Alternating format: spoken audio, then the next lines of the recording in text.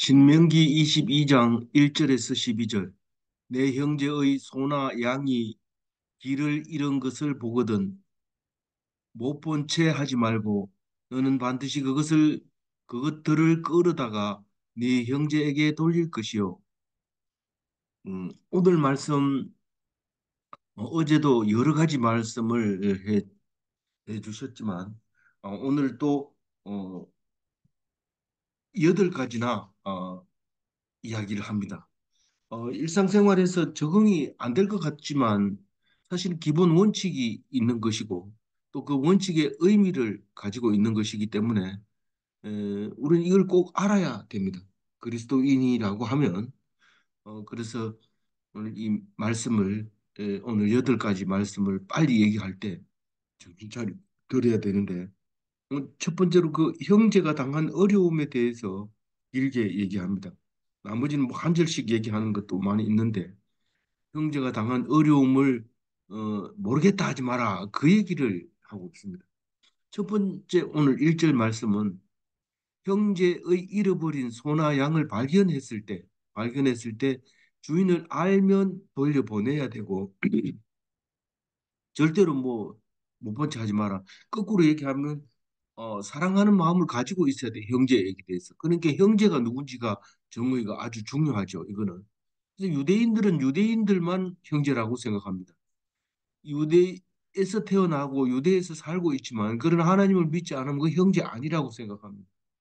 물론 그걸 엄격히 구분할 수 없기 때문에 우리는 유대인이라고 하면 인정을 해줘야 되고 되는 것처럼 우리 교인에게서도 교인이라고 하면 무조건 인정해줘야 됩니다. 그러나 교회 안에서 또 그 믿지 않는 사람이 있으니까 그런 것도 생각을 해야 되는데 일단 여기서는 성도들 이걸 말하고 있는 겁니다. 형제라고 하는 것은 남의 일까지 뭐 다 이렇게 해가지고 잃어버린 거 다 찾아주고 내가 잃어버린 것을 찾아주러 오는 사람이냐 이렇게 소리를 말하지 않도록 남의 일에 간섭하는 것보다는 형제 일의 어려움을 모르겠다 하지 마라 이 말입니다. 이 절 읽어보면 네 형제가 네게서 멀거나 또는 네가 그를 알지 못하거든 그 짐승을 네 집으로 끌고 가서 네 형제가 네 형제가 찾기까지 내게 두었다가 그를 그에게 돌려줄지어다. 이 잃어버린 소나 양을 발견했는데 분명히 형제 게 맞는데 형제 건데도 불구하고 모릅니다. 예를 들면 이스라엘 백성의 소는 이스라엘 백성의 양은 딱 보면 아는데 이게 누군지 모를 수가 있습니다. 누구 건지 아사무사할 때도 있고 그러면 집에다 그냥 갖다 놔라. 그리고 주인이 찾아올 때까지 둬라. 뭐 이 부분에서 보다 하는 사람이 있으니까 요 와보니까 여기는 없습니까? 이럴 때까지 기다려라. 음, 주인을 주인이 알긴 아는데 너무 멀리 떨어져 있는 이 짐승이 너무 멀리까지 와가지고 발견된 경우 이럴 때도 뭐 그거 찾으려고 그걸 가지고 가봐야 좋은 소리 못 들을 수도 있고 또 좋은 소리 들으려고 하는 건 아니지만 율, 율법에서는 끝까지 갈 필요 없다. 찾으러 오거든 줘라. 이제 그런 얘기를 합니다. 어떤 사람은 그 물건 찾으려고 애를 쓰는데 그냥 가지고 있다가 오면 주면 됩니다. 근데 그 돈을 주었다 할지라도 돈을 주어가지고 그냥 주인을 모르면 들고 있다가 찾으러 오면 주면 됩니다. 근데 그거를 써버리거나 이러면 이제 횡령죄에 들리게 되죠. 이게 기본을 알면 괜찮습니다. 남의 그 절대로 만지면 안 돼. 이게 아니고 음, 챙겨놔야 됩니다. 근데 아주 모르는 사람 거는 건들면 안 됩니다. 그래서 찾으러 올 때까지 기다려라. 그리고 또 이제 비슷한 얘기입니다만은 형제가 어려움을 당하는 것 중에서 소가 넘어진 경우가 있습니다. 이 소가 넘어진 경우가 아니라 여기는 나귀가 넘어지는 경우를 얘기하는데 넘어가 넘, 넘어가는 그 이야기하기 전에 나귀 이야기를 합니다. 3절 나귀라도 그리하고 의복이라도 그리하고 형제가 잃어버린 어떤 것이든지 네가 얻거든 다 그리하고 못 본 채 하지 마라. 이 양이나 소가 주로 주된 재산이고 그거죠. 그래서 양을 치고 소를 치고 있는 이 형제들을 말하고 있지만 그러나 나귀도 있고 의복도 있는데 의복도 가다가 뭐 떨어뜨릴 수도 있고 어, 그렇습니다. 근데 그거를 주었거나 또 나귀가 혼자 도망 뛰어 다니는 것을 보고 저거는 이스라엘의 형제들의 낙이다 아니면 음, 유대인의 낙이다 이렇게 생각이 되지면 그걸 찾아줘야 되는데 이스라엘 유대인 성도 이거를 구별할 줄 알아야 됩니다. 그래서 못 본 체 하지 말고 챙겨줘야 된다. 그 얘기를 지금 하고 있습니다. 어, 그리고 아까 말씀했던 그 어려움 중에서 그 소가 짐승이 넘어져 버리면 못 일어납니다. 혼자서. 그냥 평평한데 넘어지면 다리를 오므리면서 무게 중심을 앞으로 하면서 다리를 뻗쳐서 일어나는데 보통. 근데 이제 구름텅이에 빠지거나 이러면 등이 밑으로 내려가고 다리를 허우적거리고 하늘을 쳐다보고 있을 때는 도와주지 않으면 절대로 못 일어납니다. 소가. 나귀도 마찬가지고요. 그랬을 때 못 본 체 하지 말고 와가지고 형제를 도와서 이렇게 해야 되는데 소가 적습니까? 나귀가 적습니까? 엄청 큽니다. 그래서 그거를 이렇게 세우려면 굉장히 힘들어요. 그래서 끈을 매고 매주고 뒤에서 밀고 앞으로 당기고 이렇게 해서 이렇게 세우는 경우가 많이 있는데 이제 그런 것을 도와줘라 못 본 체 하지 말고 그렇게 얘기하고 있습니다. 그다음에 이제 오늘 두 번째 이야기는 그 의복을 입을 때 어떻게 해야 되는가 그 얘기를 하고 있습니다. 뭐 의복을 그냥 입으면 되지 이렇지만 의복은 어, 속을 나타내는 겉의 표현입니다. 다시 말해서 남자는 남자 옷을 입고 여자는 여자 옷을 입는 것은 나는 남자다 이런 뜻이고 여자는 여자다 이런 뜻을 말하고 있는 거기 때문에 그거를 어, 입어야 된다는 거죠. 5절 여자는 남자의 의복을 입지 말 것이요 남자는 여자의 의복을 입지 말 것이라 이같이 하는 자는 네 하나님 여호와께 가증한 자이니라. 이 가증하는 하다는 단어를 우리가 많이 사용하는 걸 봤습니다. 근데 이 가증하다는 건 속과 겉이 다르다 이런 뜻입니다. 속에는 남자인데 여자 옷을 입고 있다든가 속이 여자인데 남자 옷을 입고 있다든가 이렇게 하면 굉장히 혼란이 올 때가 있습니다. 어, 여장을 하고 있을 때는 어떤 문제가 될까? 여자가 남장 옷을 입고 있을 때는 뭐 일할 때 이런 거 상관없습니다. 뭐 남자 일을 또 어, 무거운 거 들고 이럴 때도 뭐 상관없습니다. 그런데 화장실 딱 갈 때 보면은 여자가 남자 화장실 못 가거든요. 뭐 가도 됩니다. 그 이제 가서 되지만은 갈 때마다 이제 서서 누는 화장실에 못 가고 앉아서 누는 화장실에 갈 수밖에 없죠. 근데 그거는 뭐큰 문제가 없는 것 같네요. 근데 이제 남장을 자 이제 여 남자가 여자 옷을 입었을 때 아니 요새 그런 일이 많죠. 태국 가면은 남자인데 여자 옷을 입고 그 술 팔고 이런 집 있는데 어 그런 일들이 많다고 해요. 그래서 이것은 속과 겉이 다르게 헷갈리지 말게 헷갈리게 해서는 안 된다 그런 얘기를 하고 있습니다. 우당당히 속과 겉이 같아야 된다. 그 얘기를 하고 있는데 사실 이 이야기는 오랫동안 이야기가 되질 수 있는 이야기입니다. 다른 얘기입니다. 6절 읽어봅니다. 길을 가다가 나무에나 땅에 있는 새의 보금자리에 새 새끼나 알이 있고 어미가 그의 새끼나 알을 품은 것을 보거든 그 어미 새와 새끼를 아울러 취하지 말고 우리 어렸을 때 음, 새집 디베로 가자 이런 말을 많이 했어요.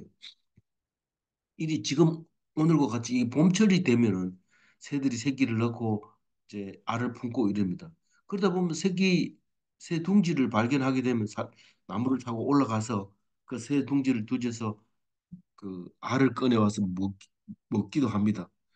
그리고 새끼 새는 뭐 별로 쓸모 없어요. 그래서 뭐 잡아다 던지기도 하고 애들이 장난을 치고 그렇게 하는데 어, 옛날에도 그런 게 있었던 것 같아요. 뭐 새끼 알에서 깨어난 병아리도 이렇게 구워 먹기도 하고 그랬던 것 같아요.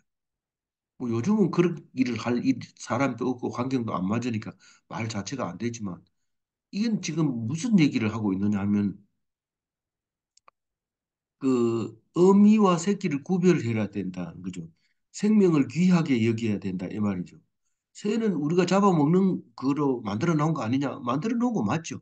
그러나 씨를 말리면 안 된다는 거예요. 어미와 새끼를 둘 다 취하면 씨가 말라버립니다. 그래서 어미를 잡든지 새끼를 취하든지 이래야 됩니다. 그 일본 어느 나라 일본 어느 섬에 희귀한 조류가 있었는데 바다 조류인데 섬에 알을 낳고 이렇게 기르고 이런데 새끼 그도 알 그도 오는 거는 그나마 다 괜찮은데 어미까지 다 잡아가지고 멸종이 돼서 그것도 또 그 유지시킨다고 또 연구하고 이러는데 그건 뭐 어쩔 수 없는 거지만은 어쨌든 그 생각을 해야 됩니다. 이거를 동시에 취하지 말라고 얘기를 할 때 잘 구분을 해야 됩니다. 알만 가져오든지 새끼만 가져오든지 이렇게 해야 됩니다. 7절 보면은 어미는 반드시 놓아줄 것이요 새끼는 취하여도 되나니 그리하면 네가 복을 누리고 장수하리라. 이게 어미는 놓아주고 새끼를 알을 취하는 게 보통입니다. 새끼나 알을 취하는 것이 이제 일반적으로 새집 디베로 가서 가져오는 겁니다. 근데 어류들은 시어를 놓아주고 이제 어미 이 그 고기를 잡아오죠. 그래서 그게 자라서 이제 어미가 되면 또 어미를 잡고 또 그런데 새 같은 경우에는 새끼를 잡으면 어미가 또 알을 낳고 새끼를 낳고 이렇게 합니다. 어미를 잡아보면 새끼는 살지도 못하고 또 멸종될 수 있습니다. 그러니까 근데 그게 하나님의 복 받는 법이다. 이 고양이도 쥐를 다 잡지 않는다고 해요. 고양이도 항상 음, 배, 배부르면 쥐를 안 잡습니다. 그런데 사람이 그렇게 하면 안 되죠. 그다음에 그, 그 비슷한 말이 염소 새끼를 어미 저저로 삼지 마라. 보통 염소는 일반적으로 날마다 젖을 줍니다. 이 염소 젖을 잘 먹는데 이 염소 새끼를 잡아 먹을 때가 있거든요. 그럴 때도 젖을 먹으면 너무 잔인할 수도 있다. 그런 의미에서 그렇습니다. 뭐 큰 그건 없지만 그 율법이니까요. 율법이니까 남들이 이해 안 가지만 율법대로 하면 정신이 건강해지지만 이게 분별력이 없으면 정신이 뭐 분열이 일어나고 우울이 일어나고 그렇게 됩니다. 그래서 이걸 꼭 지켜라 그런 말을 하고 있는 겁니다. 그래서 우리가 이해가 안 가더라도 지켜야 됩니다. 지켜야 된다기보다 알고 있어야 됩니다. 뭐 피채 먹지 마라 이런 것들도 이해가 안 가지만 그래도 그걸 알고 있어야 됩니다.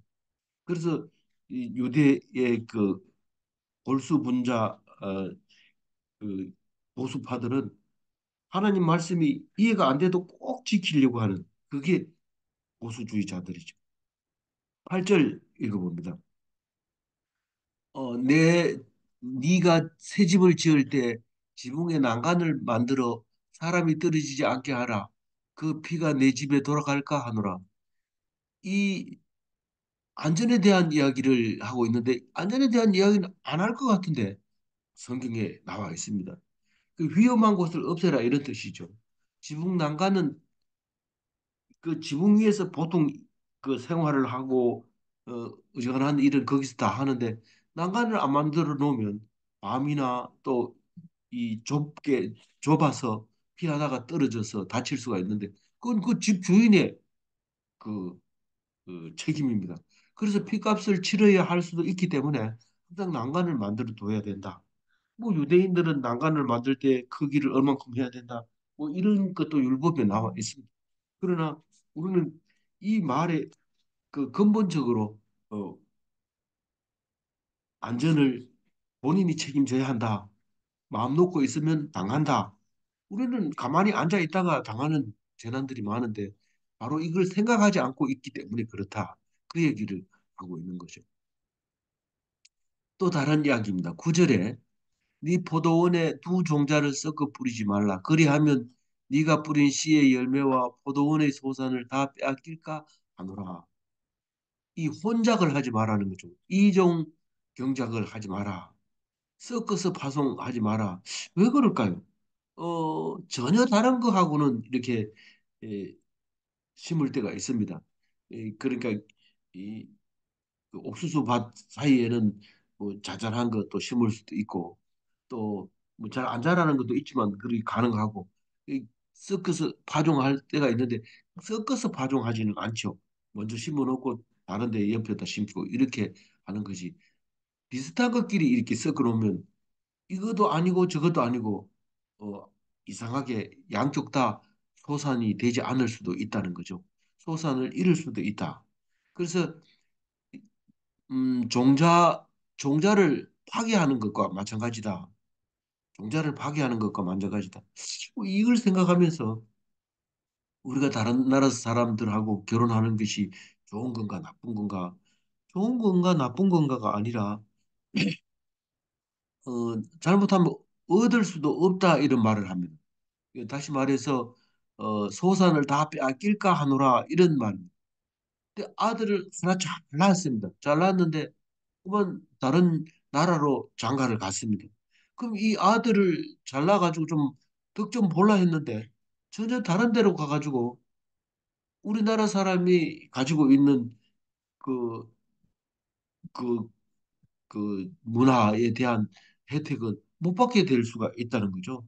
뭐 그게 뭐 어떠냐 이러면 어떤 거는 상관없습니다. 그렇게 할 수도 있는 거지만 하나님 말씀은 그걸 기억하고 있으라 이 말입니다.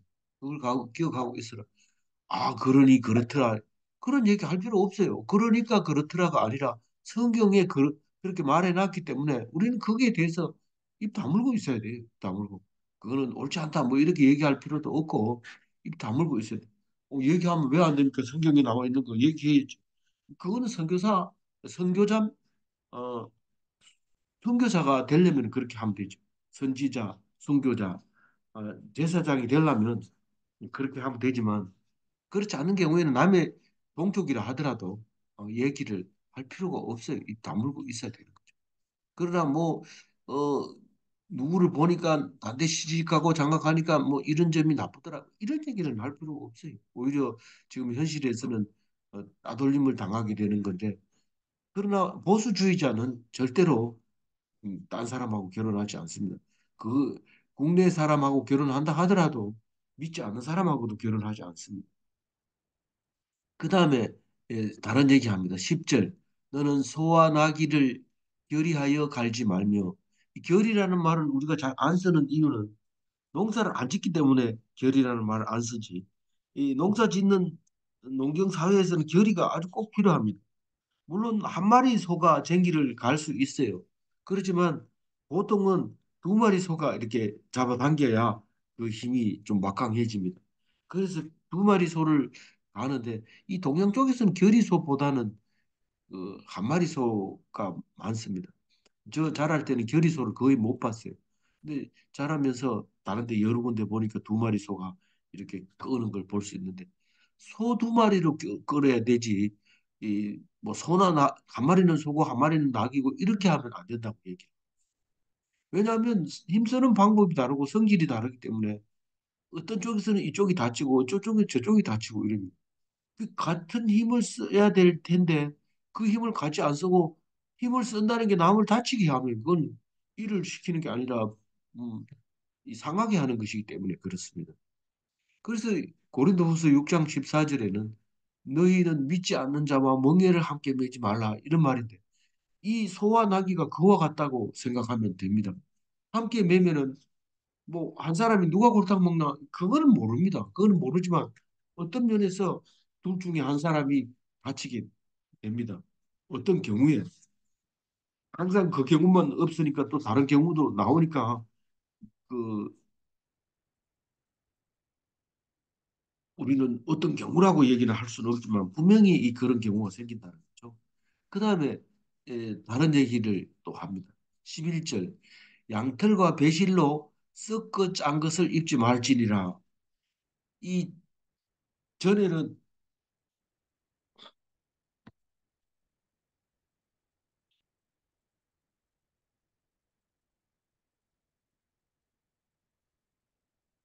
어, 전에는 전부 이게 배옷이면 배옷, 무명옷이면 무명옷, 이게 털옷이면 털옷 이렇게 구별이 돼 있었습니다. 그러나 지금은 섞어 짜면 장점이 많이 생깁니다. 전에는 단점이 많이 생기죠. 왜냐하면 오래오래 입어야 되기 때문에. 지금은 입고 마음에 안 들면 버리고 또 입고 이러기 때문에 그게 그렇게 중요하지 않지만 이 공방을 가지고 세탁할 때도 양잿물을 넣으면 녹아버리는 섬유가 있고 양잿물로 아니면 때가 안 지는 이런 그 면 같은 게 있습니다. 그렇기 때문에 썩어서면 애만 먹고 옷은 제대로 안 된다 이런 뜻이죠. 그래서 수명이나 경제성이나 순수성 이 둘 다 성능을 내지 못하기 때문에 공방하지 마라 이런 뜻입니다. 뭐 이거 가지고 뭐 또 이 옷집에 가가지고 막 따지고 이렇게 할 필요는 없는 거죠.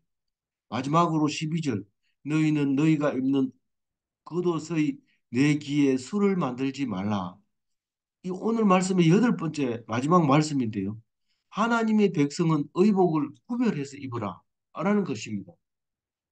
이 민수기 15장 38절에 그들의 옷단 귀에 술을 만들고 청색 끈을 그 귀에 술에 더하라. 그들의 이게 이스라엘 백성의 옷단 귀에 이런 뜻입니다. 이스라엘 사람은 다른 사람하고 옷을 다르게 입어야 돼요. 그래서 유대인들은 딱 보면 압니다. 옷이 다른 사람하고 다릅니다. 필요 없는 것이 많이 달려 있습니다. 아름답지 못한 것도 달려 있고요. 음, 그게 좋나 뭐 이런데 좋나 때문에 가는 좋기 때문에 그렇게 하는 게 아니라 하나님이 하라 하기 때문에 하는 겁니다. 물론 그게 하나님 말씀이 좋으면 그게 좋을 수가 있어요. 나는 이게 좋더라. 뭐가 좋은데? 그냥 좋더라. 하나님이 하라고 한 것을 좋아하는 경우가 그렇게 말하는 거죠. 그래서 어, 어떤 귀에 술을 다는 그것만 따지는 게 아니라 구별되게 다른 사람들이 하지 않는 짓을 이렇게 모양을 내서 구별되게 만들어 주는데 일관성이 좀 있어야 되죠. 그래야 이 술을 단다는 것은 내 귀에다가 술을 다는 거기 때문에 일관성이 있는 겁니다. 그러면 이거는 유대인이다, 이스라엘 백성이다, 이 하나님 믿는 사람이다. 이 그리스도인은 그런 게 뭐가 있습니까? 그리스도인은 이런 게 많습니다. 옷을 입을 때 뭐 뭐 나시가 있으면 안 되고 뭐 짧은 치마 입으면 안 되고 뭐 이런 것들을 말하고 있는 거죠. 딱 옷 입는 거 보면 다른 사람은 다 짧게 입고 오는데 정장 차림으로 오면은 이거는 성도다 뭐 이런 것을 알 수 있게 되는 거죠. 그런 정도로 우리가 기억하고 있으면 되고 그러나 옷이 너무 구별 안 되게 난잡하게 입으면 안 된다는 말입니다. 오늘 12절 마지막 절이니까 정리를 합니다. 이스라엘 백성은 구별돼야 된다 하는 것과 하나님의 백성은 등경 위에 등불입니다. 딱 보면 알아야 되고 빛이 나야 됩니다. 숨어서 믿는 그런 신앙은 하나님의 백성으로서 하나님이 기뻐하지 않습니다. 그 다음에 질문합니다. 살리는 의사는 의사 가운을 입는가? 우리는 의사가 환자복을 입고 다니면 안 됩니다. 그거는 아주 중요한 얘기입니다. 그거와 마찬가지입니다. 사람을 살리는 사람은 옷 매무새도 달라야 됩니다. 두 번째 질문은 죽어가는 환자는 환자 가운을 입는가? 이 죽어가는 사람은 또 구분이 돼야 되지. 환자가 의사 가운을 입고 앉아 있으면 치료를 아무도 안 해줍니다. 그렇기 때문에 우리는 입는 옷을 가지고 어, 나타내는데 앞에서 얘기했지만 남자 여자도 구별을 해야 되지. 그걸 바꿔놓으면 이상한 일이 생깁니다. 절대로 어, 겉과 속이 같은 옷을 입어서 뭐하지 않는 가정하지 않는 오늘 하루가 되시기 바랍니다. 기도하겠습니다. 하나님 오늘 말씀하실 때에 8가지나 말씀해 주셨습니다. 우리는 음, 현대의 마음대로 살면서 뭐 성경이 우리 생활에 맞는 이야기냐 이렇게 말씀하시지만 우리는 무분별하지 않게 해주시고 우리가 하나님 앞에 온전하게 해주셔서 특별히 구별하게 해주실 때 형제를 딴 사람과 구별하게 해주시고 의복을 구별하여 입게 하여 주시고 어, 새끼와 어미도 잘 구별하고 먹는 음식도 구별하게 해주시고 또 위험 어, 하지 않도록 늘 안전에 신경 쓰게 하여 주시고 어, 우리가 무슨 일을 할 때에도 분명하게 무엇을 심는다 확실하게 해주시고 이것도 심고 저것도 심고 이래서 그 애쓴 보람이 하나도 없는 엉뚱한 짓을 하지 않도록 하게 하여 주옵소서. 오늘은 특별히 하나님 말씀을 심는 귀한 하루가 되게 하여 주옵소서. 어, 믿지 않는 자와 같이 일을 하지 않게 하시고 또 어, 섞어서 어, 좋은 것이 안 나온다는 것을 알게 해주시고 어, 하나님 백성은 거룩하게 구별되는 옷을 입게 하여 주옵소서. 잘 가르쳐 주신 하나님 말씀 감사하고 우리 주 예수 그리스도 이름으로 기도 올리옵나이다. 아멘.